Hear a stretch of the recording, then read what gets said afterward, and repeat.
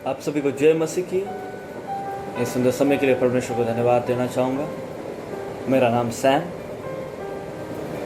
मैं आप लोगों के बीच में इस वीडियो को इसीलिए बना रहा हूँ, मुझे कुछ शेयर करना था आप लोगों के साथ, तो इसीलिए मैं आया हूँ।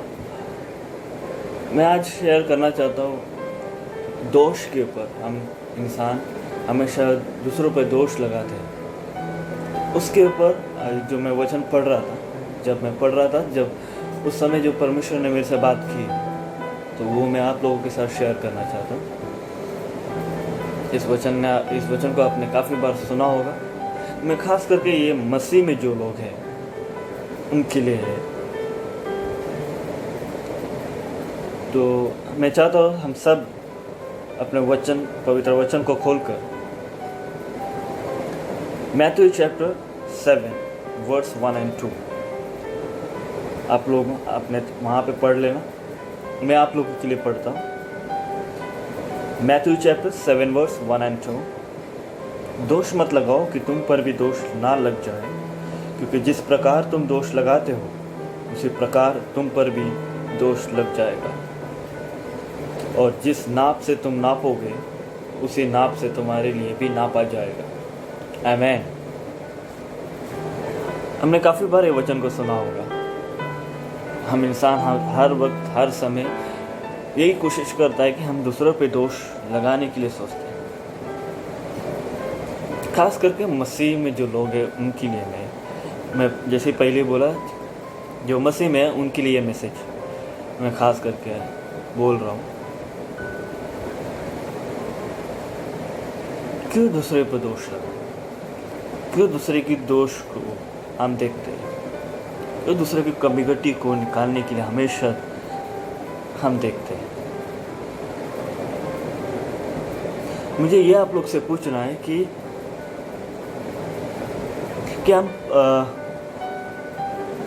हम कौन है, मतलब हम कौन है जो जज करने वाले? दूसरे की दोष को निकालने के लिए हम कौन है? हम कौन होते हैं कि दूसरे की दोष को हम परख लें? क्या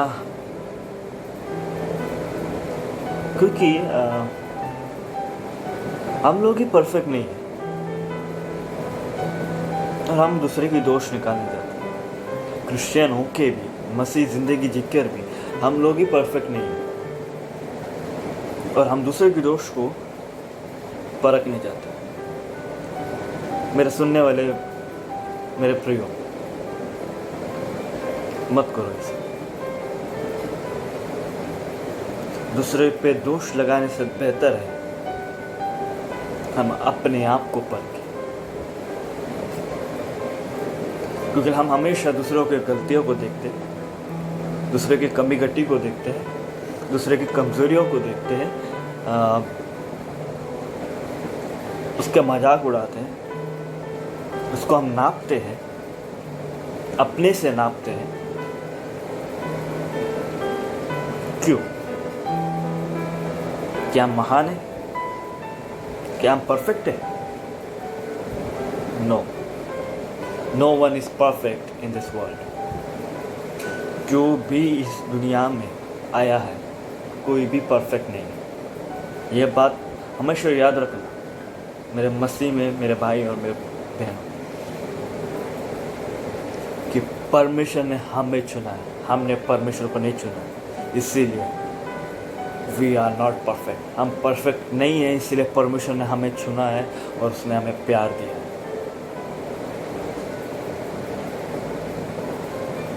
क्योंकि हम दूसरे को जब करेक्ट करते हैं तो वो व्यक्ति भी मन में ये बात बोलता है, भाई तुमने भी उस टाइम जब गलती किया था, बहन तब जब तुमने भी गलती किया था, जब मैंने आपको करेक्ट किया था तब आपको पसंद नहीं आया, और आप मुझे करेक्ट कर रहे हो। तो मुझे ये बोलना है कि अगर कोई आपको करेक्ट करता है, कोई आपको बताता है प्यार से, और आपको वो चीज़ पसंद नहीं है, तो मुझे आपको भी वही बोलना है कि you also have no right to correct others. It's better ये बेहतर होगा कि आप दूसरे को सुधारने से अच्छा खुद सुधर जाए, खुद अपनी कमी घटी को समझे, बल्कि दूसरे को समझाने से।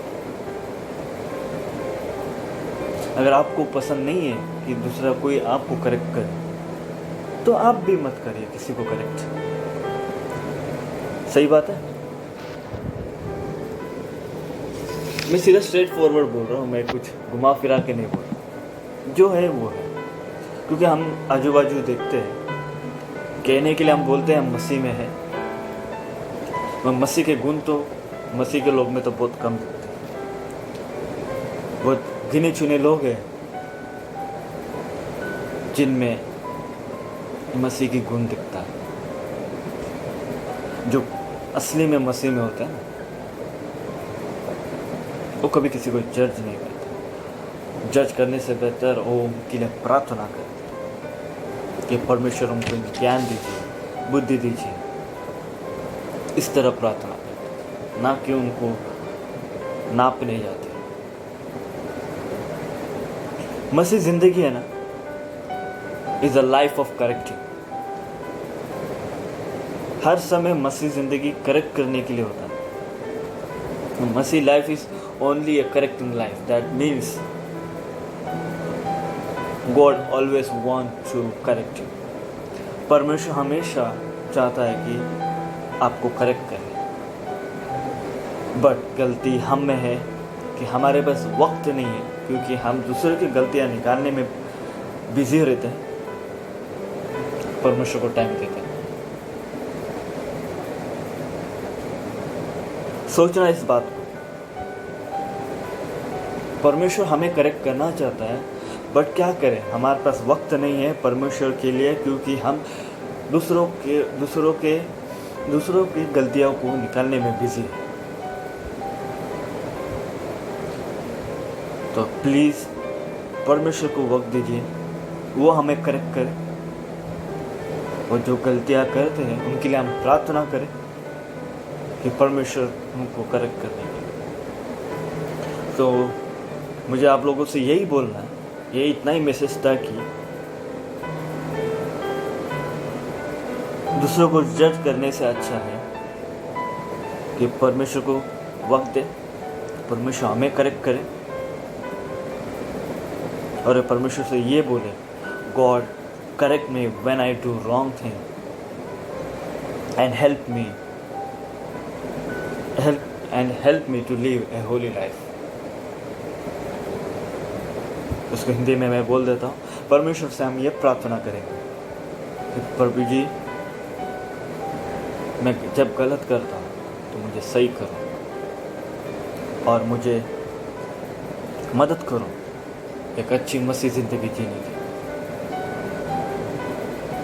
प्रभु हम सबको आशीष दे इस छोटे से वचन से। बस यह एक छोटा संदेश मैं आपको देना चाहता था। मैं कोई महान व्यक्ति नहीं हूँ, पर मेरे मन में जो था, मैं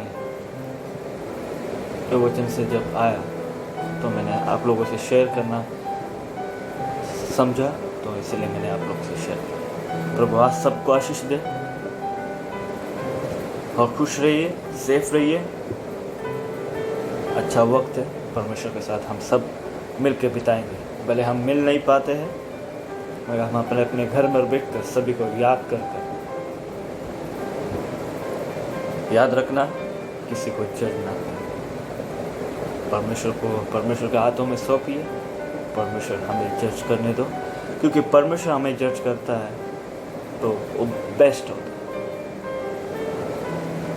लोगों को छोड़ दो, जो लोग को जज आप पे करना है करना, उसमें फ़र्क नहीं है, क्योंकि अल्टीमेट जजमेंट जो होता है वो स्वर्ग से है। स्वर्ग में परमेश्वर का जजमेंट जो है वो आखिरी एंड फाइनल जजमेंट है। इसीलिए कोई निराश ना हो, जो जज करना चाहते हैं तो जज कर दीजिए। आमीन। Thank you. May God bless you all.